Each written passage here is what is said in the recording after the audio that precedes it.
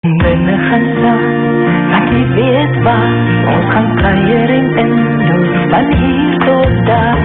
Kom binne gaan staan, waar die wind ons waai, is die wêreld te kuierland toegedraai.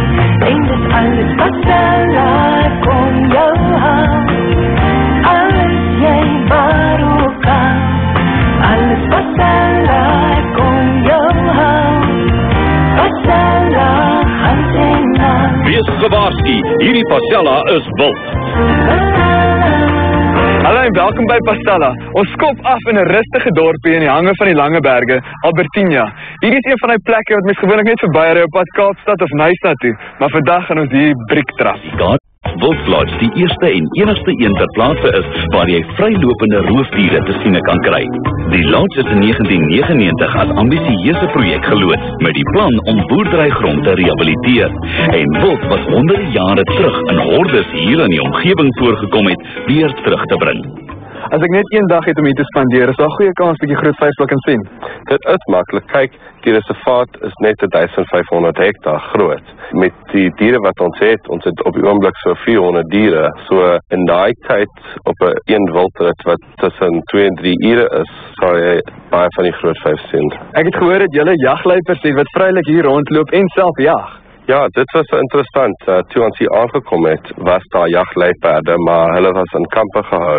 So toe het ons 'n bietjie navorsing gedoen daaroor en toestemming gekry van 'n dierbewaring om twee broers eintlik in die reservaat in te sit. Na 7 jaar in die kampe was die eienaar skrikkerig dat die jagluiperds van die honger sal omkom, omdat hulle natuurlike jaginstinkte dalk vervaag het.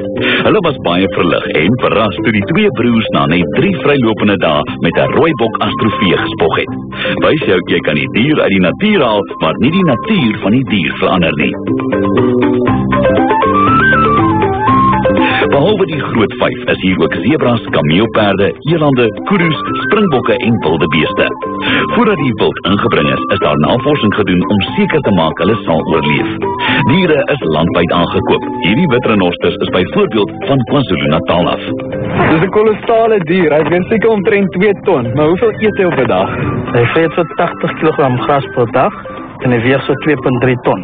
Nee man, hierdie is 'n wit renoster, maar hoe weet mens wat die verskil? Jou wit renoster, hulle vreet slegs gras en ook as jy kyk aan hulle het so wat jy noem 'n square lip of wye lip. Maar die swart renoster is ook 'n bedreigde spesies. Hulle vreet slegs blare.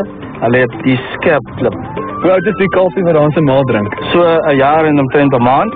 Sy gaan nou drink tot so om en by 'n jaar 6 maande en sy vreet al reeds gras. Wat daar gebeur is eintlik, sy is basies omtrent 60 groot, so wat sy nou gedoen is, sy gaan lê en dan drink sy uit van haar maag. Om die volhoubaarheid van dier en veiding te verseker, is daar noukeurig somme gemaak om nie die veld se draagkapasiteit te oorskry nie. Dit is 'n area wat dikwels met droogte getuister word, en om dan in sulke tye te sorg dat die diere genoeg kos het, beteken verantwoordelike beplanning.